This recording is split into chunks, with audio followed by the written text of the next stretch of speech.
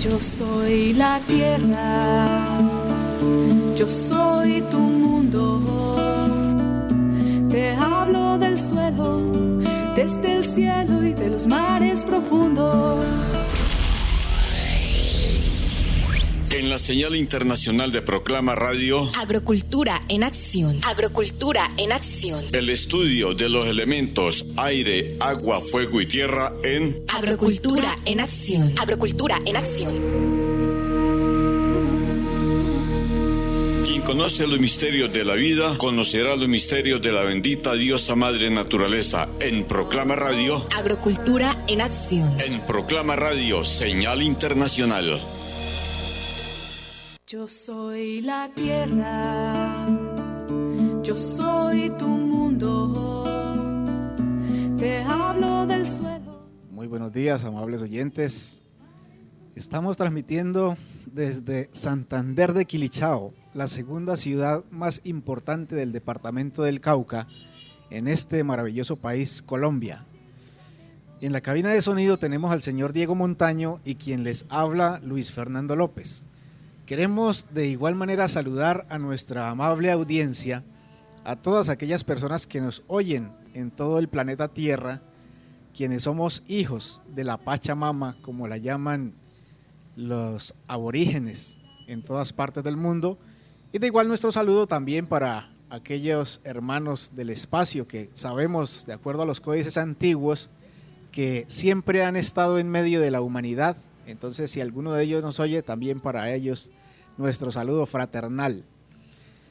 Queremos, antes de iniciar el temario del día de hoy, presentar disculpas a toda nuestra amable audiencia porque el viernes anterior, pues debido a algunas complicaciones, no pudimos presentar nuestro programa, pero de igual manera hoy estamos con todo el entusiasmo y la alegría para poder llegar hasta ustedes, amables oyentes, con un tema bien interesante que se llama Los 7 médicos de la naturaleza, comprendiendo pues que nuestra madre naturaleza tiene al servicio de cada ser humano esos 7 médicos que, si nosotros logramos integrarnos con cada uno de ellos, podemos tener una buena salud y podemos estar entonces en armonía con la armonía de la misma madre naturaleza.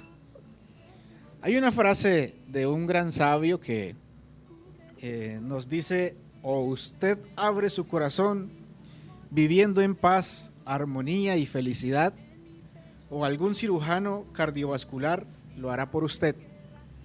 De manera que cuando nosotros aprendemos a vivir en armonía con la madre naturaleza, sencillamente ella nos entrega salud, armonía y nos va brindando todos los medios para nosotros poder desenvolvernos en esta palestra de la vida. Recordamos también esa frase del venerable maestro Samael, quien es fundador de las instituciones gnósticas en esta época. Nos da una frase que hemos tomado para este programa Agrocultura en Acción, que cuando el ser humano regrese al seno de la madre naturaleza, ella le brindará pan, abrigo y sabiduría, los 3 componentes que necesita todo ser humano para vivir. Sencillamente los brinda la madre naturaleza. El único inconveniente es que nosotros somos insaciables, cada vez queremos tener más y por eso sencillamente llegamos hasta el punto de la guerra y de acabar con nuestros recursos naturales, siempre por el deseo de tener más. Bien. La naturaleza siempre busca mantener la salud en todas sus creaciones. Nosotros debemos integrarnos con esa madre naturaleza y vivir nuestra vida dentro de ese ordenamiento natural que mantiene la vida. Debemos hacernos conscientes de que solo cumpliendo las leyes que nos da la naturaleza tendremos felicidad y salud en abundancia. El aire, el agua, la luz solar, la tierra, la alimentación sana, el ejercicio y las terapias naturales dan y mantienen la vida en equilibrio. Los 7 médicos de la naturaleza son aspectos fundamentales que si los tenemos como normas en nuestras vidas, se convierten en un patrón que nos ayuda a mantener el equilibrio en un estado sano, en un estado óptimo para que nuestro cuerpo físico pueda rendir a todas las exigencias, tanto físicas como espirituales. Los 7 médicos de la naturaleza son elementos que siempre han formado parte de nuestra vida, solo que no los hemos sabido utilizar de una forma ordenada, es decir, no le hemos sabido aplicar o no los hemos sabido aplicar a nuestro diario vivir. Vamos a referirnos a las formas que tiene la naturaleza para mantenernos sanos, o si es el caso, curar nuestro organismo. A estas formas naturales de preservar la vida las hemos denominado los 7 médicos de la naturaleza. Estos 7 aspectos vamos a detallarlos a continuación. El primer médico de la naturaleza es el aire. Vamos a transcribir aquí una frase de Goethe que nos dice: 2 dones hay en el respirar, la inspiración y la expiración. La primera oprime y la segunda alivia. Dad gracias a Dios cuando te aprieta y cuando vuelve a aliviarte. Encontramos nosotros que aquellos sabios del pasado nos han legado una enseñanza que lamentablemente la hemos ido dejando de un lado, pero que necesitamos nosotros retomar nuevamente, estudiar en esos códices antiguos y algún día aprender a leer en las memorias de la naturaleza para que no volvamos a cometer los errores del pasado. El aire, que normalmente se compone de 78% de nitrógeno y el 21% de oxígeno y además el 1% de otros gases, representa para nosotros una necesidad vital. Diversos factores de la vida urbana, por la mala calidad de aire que se respira, acarrean inevitablemente una oxigenación defectuosa de la sangre y de los tejidos. Mencionemos en particular el aumento de la densidad de la población urbana, la intensidad de la circulación de los automóviles por las calles demasiado estrechas, los pisos pequeños y con techos demasiado bajos, la ventilación insuficiente de las viviendas y los lugares de trabajo, las ventanas, por ejemplo, cerradas noche y día para luchar contra la contaminación del aire y del estrépito callejero. Sin embargo, cada célula del cuerpo humano necesita determinada cantidad de oxígeno. Una oxigenación defectuosa del cerebro puede provocar una sensación de fatiga, de desgano y un retardamiento de la actividad cerebral. Qué efecto tan refrescante y revitalizador tanto para la mente como el cuerpo sería interrumpir el trabajo por un momento para realizar unos ejercicios respiratorios profundos al aire libre o junto a la ventana abierta de par en par, inspirando aire lo más puro, fresco y oxigenado que sea posible. Esto cambiaría en un momento dado incluso la sensación que nosotros pudiéramos tener de desgano o quizá de cansancio o de debilidad. Solo el oxígeno puede limpiar los pulmones y desinfectar las vías respiratorias.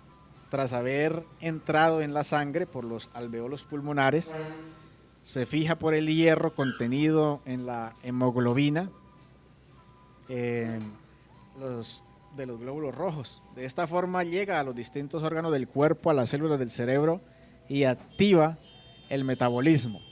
El hombre en la ciudad está obligado a respirar una cantidad considerable de humos, de hollín y de gases de escape contenidos en el aire contaminado.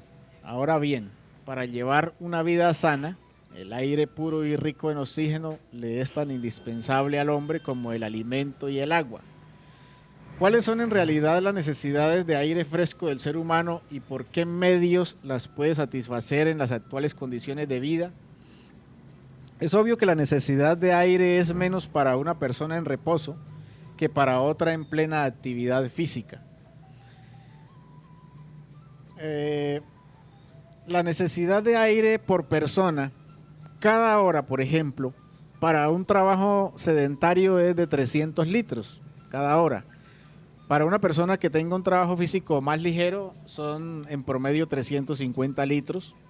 Para un trabajo físico mediano, en promedio por hora para una persona son 500 litros. Y para un trabajo físico intenso en un promedio de 600 litros por hora. Datos que nos han entregado aquellas personas que se dedican a la ciencia, a escudriñar de ese funcionamiento del organismo humano. Para apreciar nosotros la importancia del aire fresco, basta con recordar que los pulmones tienen una superficie de más de 100 metros cuadrados, que diariamente entra en contacto con un volumen de aire de 6.000 litros o más durante estos intercambios cotidianos. Los pulmones absorben el oxígeno del aire y expelen el gas carbónico resultante del metabolismo. Todo lo que entorpezca este intercambio de gases, trátese de la contaminación del aire o de lesiones pulmonares, acarrea necesariamente perjuicios graves para la salud. El contenido de oxígeno, así como la ausencia de contaminación, determinan el efecto saludable que se produce durante la respiración. Al contrario del aire contaminado de los centros urbanos, que puede contener hasta 85.000 partículas de polvo por centímetro cúbico. El de los bosques es especialmente puro y sano. En efecto, su índice de oxígeno es normal o sumamente elevado, pero sobre todo su contenido de gas carbónico es relativamente bajo y la cantidad de partículas de polvo no es nunca mayor de 500 por decímetro cúbico. Generalmente se atribuye al aire de los bosques un poder curativo especial a causa de su alto contenido de ozono. Si bien el ozono existe en el aire puro, lo más frecuente es que haya desaparecido totalmente del aire de las grandes ciudades. Los efectos del ozono son muy estudiados y conocidos en la actualidad. Se cree que el ozono O3, por su alto poder oxidante, es el mejor purificador ambiental, pero también en medicina se está usando con mucho éxito por su gran poder bactericida y antivírico. Se está en lo cierto cuando se califica de aromático al aire de los bosques, ya que la trementina de las esencias exhaladas por las coníferas le confiere un perfume agradable y unas propiedades curativas para los catarros de las vías respiratorias. Finalmente podemos decir que como remedio físico-químico, el aire es capaz, al igual que todos los demás medios fisioterapéuticos, de actuar a partir de la superficie del cuerpo, ya que entre ellos existen relaciones, sobre todo a través de las zonas de Head o metámeros, sectores de la epidermis cuya inervación depende de los mismos centros de la médula espinal, así como determinados órganos internos. De manera que nosotros recomendamos para aquella persona que sufra incluso de asma, hacer respiraciones profundas a las 5 de la mañana, si es posible bajo un árbol con los pies descalzos. Unos 10 minutos diarios de respiración a las 5 de la mañana haría que esa persona tenga un día completamente diferente. El segundo médico de la naturaleza es el agua. Y aquí transcribimos una frase que está en la Biblia hebraica, en el Salmo 110, versículo 7. Dice: en el camino beberá agua de un arroyo y el agua le dará nuevas fuerzas. Esto lo reconoce cualquier persona que se encuentra desvalida. Una persona, por ejemplo, tiene un ataque de ira y se siente sin energía porque en la ira quemó un potencial energético, se sienta en una silla, le pasan un vasito con agua y ella trata de recuperarse. El agua es lo que mantiene la vida en nuestro planeta. Los océanos, los mares, los ríos, la lluvia, y mantiene la vida. Sería imposible la vida en nuestro bello planeta si no tuviésemos agua en abundancia. Imaginémonos por un momento cómo se vería el planeta sin agua. Sería un desierto, sería muerto. Por eso es que nosotros debemos apreciar ese precioso elemento que hoy podemos disfrutar. El agua es el principal disolvente y componente indispensable de casi todos los procesos bioquímicos. Por eso, desde siempre, el agua ha tenido una importancia decisiva para la humanidad, tanto en lo que se refiere a nuestra vida como a la configuración y a los procesos vitales de nuestras tierras. Consideramos que las diferentes formas del agua, como son los riachuelos, los ríos, los lagos y océanos, o bien la niebla, el rocío, la escarcha y el hielo, son algo absolutamente natural, sin olvidar que hoy en día el agua, precisamente el agua sana, no solamente constituye nuestro bien más importante y una bebida imprescindible, sino que también se ha convertido en un gran problema por la desmedida contaminación a la que se le ha sometido. en la naturaleza el agua casi no existe químicamente pura, sino que contiene sales, gases y otras sustancias que proceden de las rocas, de los estratos o del aire. En un compensado equilibrio de la radiación solar, la estructura de la atmósfera y del clima, el agua sencillamente condiciona la configuración y las condiciones de vida de la Tierra. Cualquier intervención grave del hombre en este equilibrio supone un gran peligro para nosotros. Por desgracia, estas intervenciones en las aguas de la naturaleza se producen todos los días, hora tras hora, por medio de graves contaminaciones de la misma. El agua es esencial para el desarrollo de la vida. El cuerpo humano contiene del 50% aproximadamente al 65% de agua, e incluso los huesos están compuestos en un 20% de agua. Cada una de las 60 millones de células que constituyen nuestro cuerpo necesita líquido. Todas las reacciones químicas y eléctricas del organismo se producen en un medio acuoso. El 75% de los músculos es agua. Cada vez que uno traga, levanta una caja o se rasca la espalda o escribe una carta, pues sencilla, o cualquier actividad que haga está consumiendo agua. Aunque parezca increíble, beber agua, como lo decía esa frase del Salmo, da energía. Durante muchas décadas, entusiastas equipos de alpinistas habían intentado escalar la montaña más alta del mundo, el monte Everest. Aunque todos eran hombres de gran valor y perseverancia, muchas vidas se perdieron en los intentos. La gran fortaleza rocosa parecía inexpugnable, pero un día llegó la emocionante noticia de que Edmund Hillary y Tenzin Norgay habían plantado sus banderas en el mismo techo del mundo. ¿Por qué estos dos hombres triunfaron donde todos los demás habían fracasado? Según los médicos que atendieron al equipo triunfador, el secreto estuvo simplemente en el agua. Los miembros de los equipos que habían fracasado tomaban solamente 2 vasos de agua diarios y como resultado el frío los paralizaba. Sin embargo, Hillary y Norgay se esforzaron por tomar 12 vasos de agua cada día, logrando con ello tal hazaña. Entonces, puede usted, amable oyente, sencillamente darse perfectamente cuenta, pues que la persona diga, pero yo no tengo que subir ninguna montaña. Pero si al mediodía ya encuentra que se le hace difícil subir, por ejemplo, una escalera al 3er piso o una cuesta, posiblemente es que no ha tomado suficiente agua. De igual manera, el agua es un recurso terapéutico sumamente valioso cuando lo aplicamos externamente en nuestro cuerpo, ya sea en la higiene diaria, en los baños de asiento o en la forma de chorros de pitón o de manguera. No olvidemos que los benditos elementales del agua, como son las ondinas y nereidas, nos dan la belleza, la felicidad y la armonía que necesitamos para lograr la salud integral. Se recomienda, por lo tanto, para una persona adulta y sana tomar entre 7 y 8 vasos de agua al día. Recordando, pues nuevamente, cómo es que nuestras células para su metabolismo necesitan de cierta cantidad de agua y que toda vez que nosotros hacemos cualquier actividad, pues sencillamente estamos consumiendo agua. A través de los estudios científicos, por ejemplo, se dieron cuenta que una planta incluso toma agua cada hora.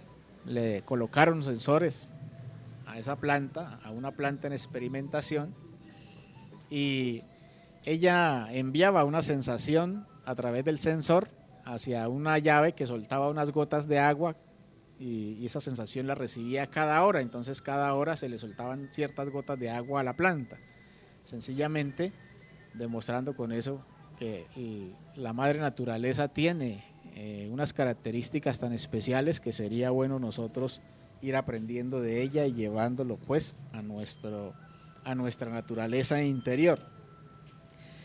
El tercer médico de la naturaleza es la luz solar. Aquí vamos a transcribir nuevamente un párrafo del Salmo 19 en el versículo 4 y 6. Dice: el sol que mora en esos cielos en que Dios lo puso, recorre el espacio tan resplandeciente como el novio que va camino a su boda, tan alegre como el atleta que espera participar en una carrera, cruza los cielos de un extremo al otro y nada escapa a su calor. La importancia del poder curativo del sol es conocida desde épocas muy lejanas. Fueron, por ejemplo, los griegos los primeros en proporcionar información escrita a este respecto.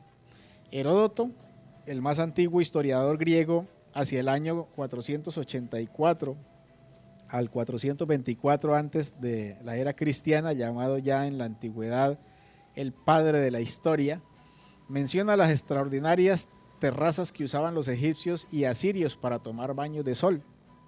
Los propios griegos habían construido en Epidauro unas galerías que miraban hacia el mediodía. Al salir de sus habitaciones, los enfermos podían llegar directamente a ellas para darse baños de aire y de luz. La acción beneficiosa de la luz solar la destacaba ya Hipócrates, recomendándola a sus pacientes para fortalecer el organismo y activar los mecanismos de curación.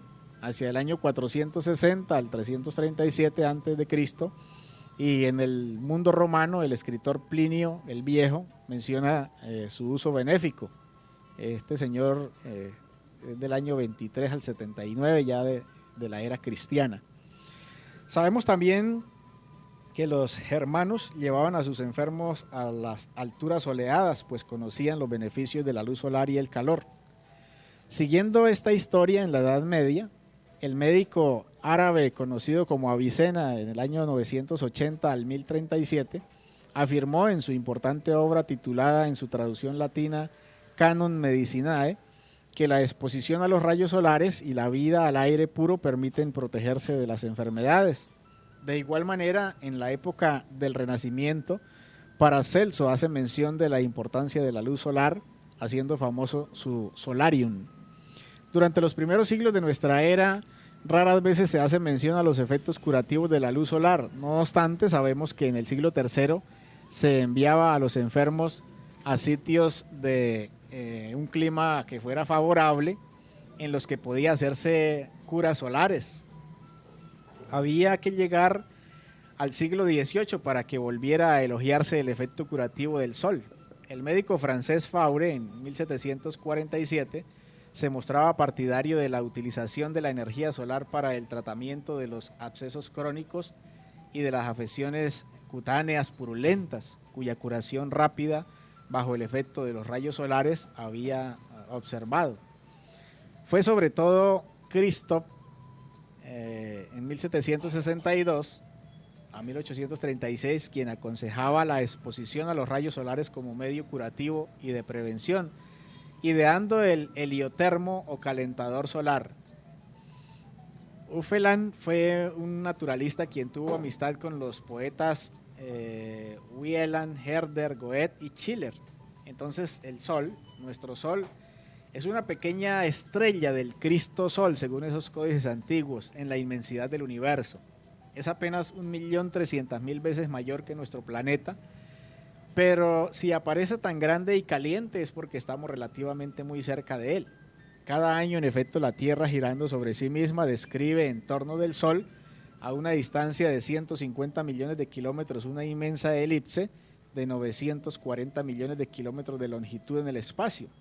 Mientras la Tierra recorre su camino, recibe una pequeña parte, 2 millonésimos aproximadamente, de la energía que ese gigantesco reactor nuclear irradia en forma de luz.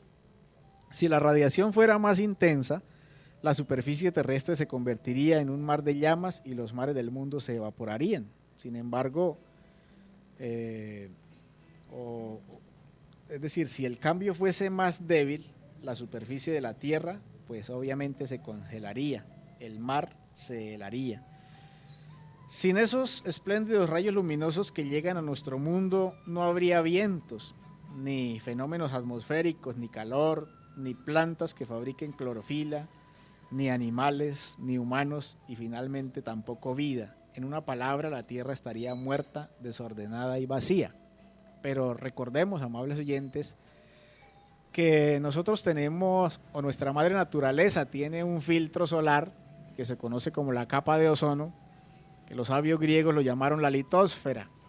Esa palabra litósfera traducida al español litos quiere decir piedra y fera pues esfera, comprendiendo pues que nuestro planeta tiene una esfera de cristal de roca o de piedra que lo que hace es filtrar esos rayos que vienen del sol y los transforma en luz, calor y sonido.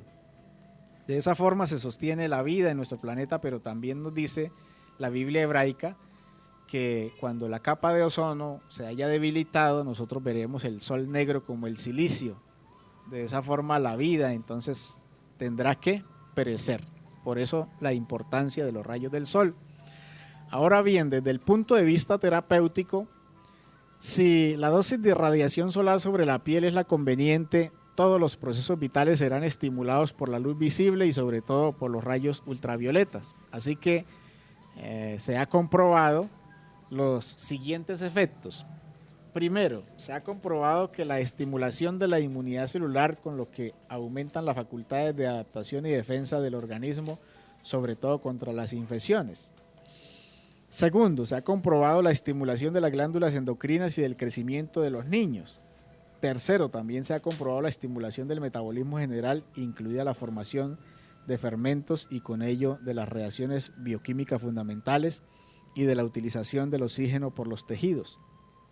Cuarto, se ha comprobado la estimulación de las funciones orgánicas relacionadas con la hematopoiesis o formación de células sanguíneas y aumento del metabolismo del tejido cutáneo. Quinto, se ha comprobado la formación de la vitamina D. La luz solar y los rayos ultravioletas son capaces de transformar en la piel a los precursores de la vitamina D, provitaminas D como son las ergosterina y la deshidrocolesterina. En las vitaminas D2 y D3, no olvidemos que la vitamina D posee un poder preventivo y curativo en caso de raquitismo. Y sexto, también se ha comprobado el efecto bactericida. Todavía se utilizan en la actualidad para desinfectar el ambiente de los quirófanos, de los servicios hospitalarios para recién nacidos y de los laboratorios.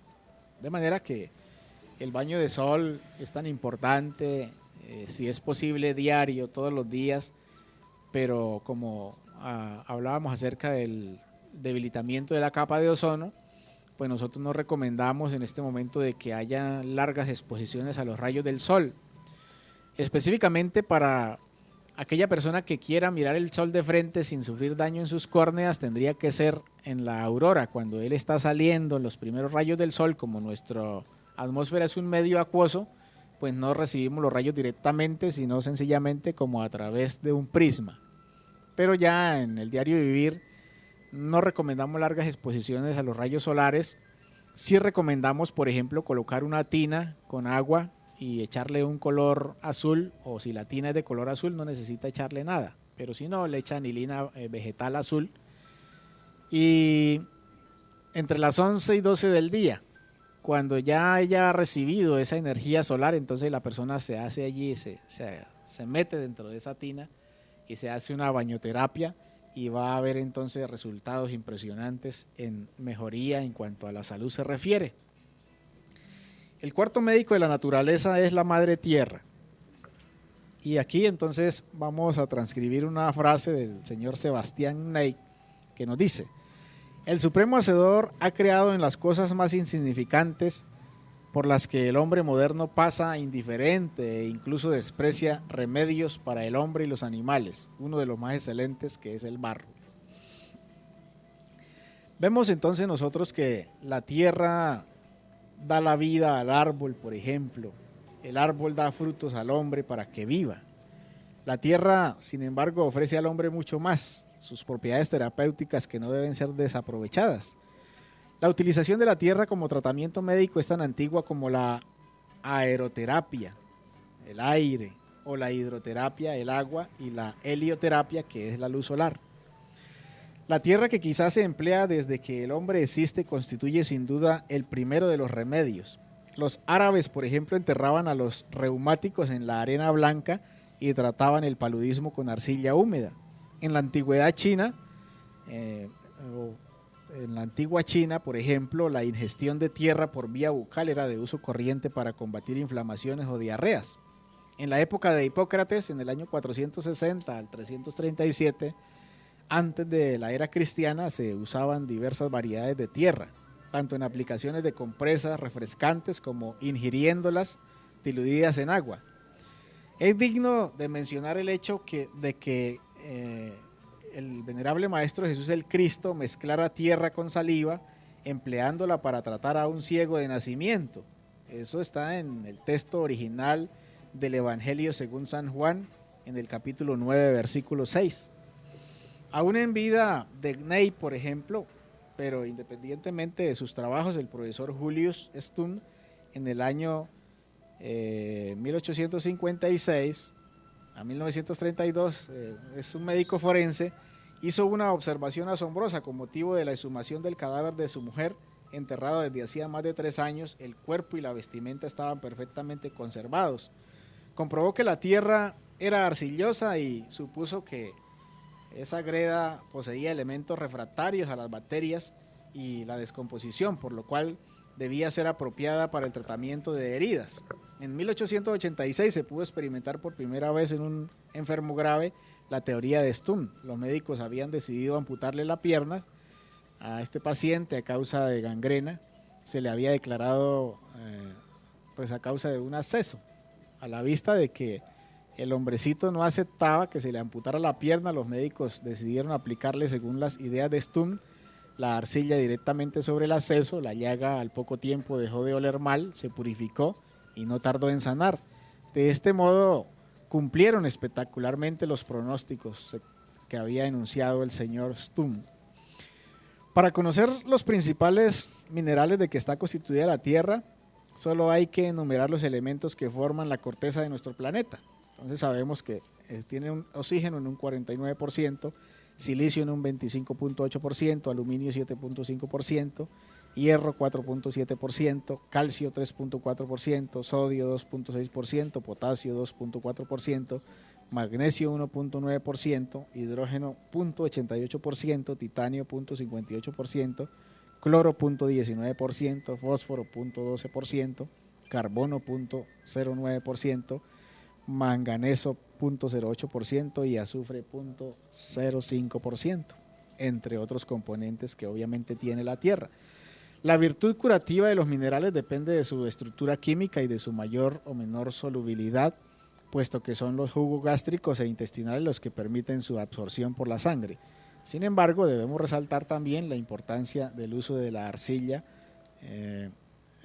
haciendo enterramientos en la arena o los baños de barro, por ejemplo, por su gran poder curativo a través de los elementales y la capacidad de absorción de las toxinas o fiebre interna acumulada en el interior del cuerpo, pero también como remineralizante, manteniendo un equilibrio. Esa es una técnica muy recomendada para lograr la curación de enfermedades crónicas como el cáncer, por ejemplo. La técnica de aplicación de baño de arcilla es la siguiente. Para preparar ese baño de arcilla hay que cavar al aire libre en un sitio soleado una fosa en forma de bañera. Puede ser medio metro de profundidad, 1,5 metros de longitud y más o menos unos 65 centímetros de ancho. Para un mejor aprovechamiento del sol hay que orientarla en dirección norte-sur.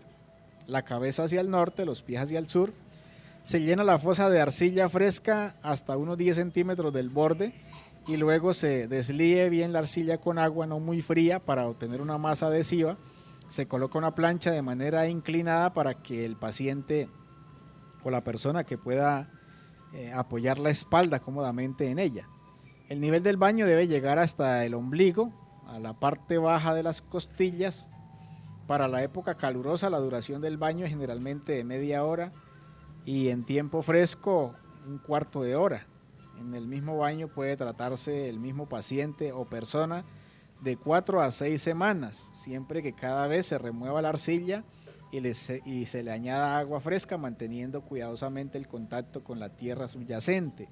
No es recomendable que más de una persona utilice ese baño, porque lo que va trayendo la tierra en el uno se lo puede impregnar a la otra persona. Ya para otra persona, entonces es recomendable hacer una nueva fosa o se vacía la fosa y se hace nuevamente la preparación.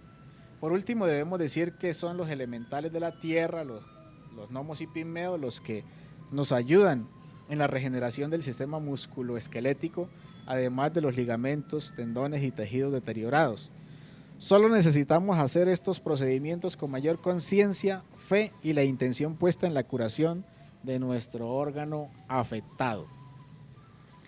El quinto médico de la naturaleza, dice Hipócrates con respecto a la alimentación sana, nos dice que tu alimento sea tu medicina y que tu medicina sea tu alimento.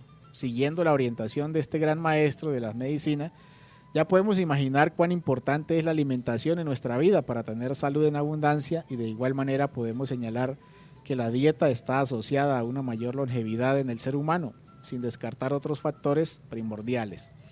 La importancia del quinto médico de la naturaleza fundamentalmente para el pueblo o para aquellas personas que sencillamente quieran tener buena salud, pues se basa en que nos permite obtener una mejor calidad de vida y también de nuestra energía de tipo seminal, que es donde está la fuente de vida en todo organismo. Todos sabemos que, por ejemplo, la sangre se forma de lo que comemos, claro, también de lo que respiramos, sentimos y pensamos, pero sin duda siempre se nos ha enseñado a través de los grandes sabios del pasado que la energía sexual tiene el mismo origen, se forma de lo que comemos, y esto lo plantea el gran humanista Samael Aún Weor, fundador de las instituciones gnósticas. Nos dice también que de lo que respiramos, de lo que pensamos, y es por ello que el quinto médico de la naturaleza, que es la alimentación sana, tiene que ver en nuestra vida diaria con un factor esencial y fundamental para que esa semilla que estamos formando tenga la capacidad foática de crear en nosotros. El aparato digestivo del ser humano es esencialmente un tubo largo formado por varios órganos separados, los cuales se encargan sucesivamente de la ingestión, digestión y absorción. Es la nutrición por el aparato digestivo uno de los más importantes factores de la salud y de la vida. Se ha llegado a sostener que somos un aparato digestivo con miembros. Recordamos a Don Quijote de la Mancha en su obra Don Cervantes, nos dice: come poco, Sancho amigo, y cena menos, porque el estómago es la oficina donde se fragua la salud y la vida. Ya en el capítulo 2 o en otros precedentes capítulos, pues hablaríamos nosotros de la limpieza de los 5 canales de evacuación, de lo que es la regeneración del mismo cuerpo e incluso la inmunización, si estaríamos hablando más adelante, porque lamentablemente sobre esta materia existe una gran confusión. Se piensa que basta ingerir alimentos para nutrirse, pero en realidad el ser humano no se nutre de lo que come, sino de lo que digiere. Es frecuente el caso de personas que comen mucho, pero no digieren, sino que se indigestan, no consiguiendo por lo tanto nutrirse adecuadamente. De allí la expresión de Voltaire: nada tienes si no digieres bien. En otras palabras, no es suficiente disponer de alimentos y comerlos, sino que hay que digerirlos. Esto es transformarlos en sustancias asimilables que beneficien la economía orgánica. Para esto es importantísimo empezar por escoger los alimentos que vamos a comer. No olvidemos que en la actualidad existen alimentos injertados, son los que se mezclan o unen ramas entre ellos para dar uno nuevo, y los alimentos transgénicos, que son los que han sido manipulados en su ADN, en sus genes. Este tipo de alimentos van a causarnos mucho daño, especialmente en la elaboración de nuestra semilla, en nuestro trabajo de producción de energía, y por eso es indispensable al escoger en nuestros alimentos que sean lo más naturales posibles. Cabe resaltar que por lo general los alimentos transgénicos o los alimentos injertados son los de mejor presentación en los supermercados. Lo ideal es que las personas mantengan un estilo de vida lo más equilibrado posible en cuanto a alimentos sanos, naturales, integrales, cultivados sin pesticidas. Busquemos los alimentos que sepamos son cultivados orgánicamente, y en especial que la semilla de donde viene sea lo más común, ojalá de origen orgánico y biológico. Debemos anotar en este punto que las personas que puedan tener su propia granja para cultivar sus alimentos, pues sería muy extraordinario que lo hagan. Se nos ha recomendado mucho el desarrollo de lo que se conoce como la agrocultura, Es decir, empezar a establecer en las granjas de tipo ecológico. Con esto se ayudaría muchísimo en su desarrollo interno, así como para mantener un buen estado de salud basado en una óptima digestión. El trigo, la cebada y el maíz sencillamente le indicaron al venerable maestro Lasmi y los hermanos del espacio que hay que darle la importancia que merecen. Estos granos son poderosos energizantes, se pueden preparar en panes, cachapas, arepas, colados, sopas, postres, etc. Siempre remojar antes los granos, luego cocinar y preparar al gusto. No utilizar refinados, porque como dijimos en un programa anterior, son refinados o remuertos. Se debe consumir mucho pescado y ojalá con su cabeza también. Es indispensable tomar a la semana sopa de cabezas de pescado, por ser una fuente rica en fósforo y de nutrientes en forma natural. La sopa siempre preparar con las verduras de su preferencia. Si se desea repotenciar esa sopa, se le agrega un poco de cerveza o vino blanco, además de trozos de brócoli, ya que esto ayuda en la protección de la flora bacteriana de las delicadas paredes del estómago. Consumir por lo menos una vez a la semana los granos, ya que estos contienen energía solar condensada que necesitamos para una buena nutrición. Se consumen de la forma que se quiera o al gusto, como contornos, sopas, cremas, etc. Estos repotencializan o multiplican sus propiedades si antes se ponen a germinar. Siempre que se pongan a cocinar se debe cambiar de agua. Si está en germinación con un agua, se le cambia el agua para poner a cocinar. Y al hervir se bota esa agua y se coloca agua nueva. Esto es importantísimo para evitar la formación de gases, para que no afecte la digestión con pesadez. Los garbanzos son granos especialmente, ellos tienen la forma de un cerebro y por ende muchas propiedades sirven para fortalecer el mismo y para bajar el colesterol, consumirlo una vez por semana. Los granos frescos no necesita sacarle la primera agua al hervir. Todos estos consejos nos ayudan en el proceso de transformación de los alimentos que se llama digestión y tiene dos alternativas. Puede ser normal, en tal caso hablaremos de buena digestión, o puede derivar en putrefacción, hablaremos entonces de indigestión. Estas alternativas del proceso de digestión son determinadas por la calidad del alimento, su combinación, su masticación, ensalivación y deglución. Sin embargo, la temperatura gastrointestinal y el control nervioso juegan un papel importante en la buena digestión. Louis Kuhn decía, no hay enfermo con buena digestión ni persona sana con mala digestión. Por último,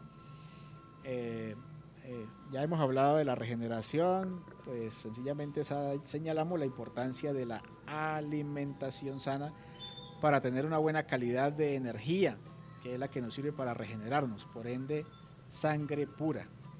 La ciencia actual nos habla de alimentos funcionales y entre ellos menciona algunos como superalimentos para lograr una mayor longevidad y buena salud, por ejemplo el ajo, la cebada, las lentejas, las algas verdiazules, el yogur, etcétera, por mencionar algunos que deben estar presentes en nuestra dieta. Para terminar esta partecita del médico que es la tierra, el quinto médico de la naturaleza, pues sencillamente hacer énfasis en la alimentación sana. Y queremos hablar un punto bien interesante que es el ayuno. A grandes rasgos diremos que el ayuno es muy necesario, hacerlo siquiera una vez al mes, pero ayunar no es aguantar hambre. El ayuno, como lo hacía el Redentor del mundo hace 2000 años, era agua con limón y miel de abejas. Entonces él se retiraba allí al desierto o a la montaña y hacía incluso ayuno de silencio, no hablar con ninguna persona, mucha oración, mucha ubicación. Y de esa forma, cuando nosotros dejamos de echarle a nuestro organismo lo que está acostumbrado a recibir diariamente, él libera unas defensas que puede curar hasta el 50% de las enfermedades. Entonces se puede empezar haciendo ayuno de 12 horas, de 24 horas, que a medida que la persona vaya teniendo más capacidad puede hacer ayuno de 3 días. Dice la historia que el venerable Maestro Jesús hacía ayunos hasta de 70 días. Obviamente eso no está registrado en la Biblia hebraica, en otros textos muy antiguos. El sexto médico de la naturaleza, entonces, es el ejercicio.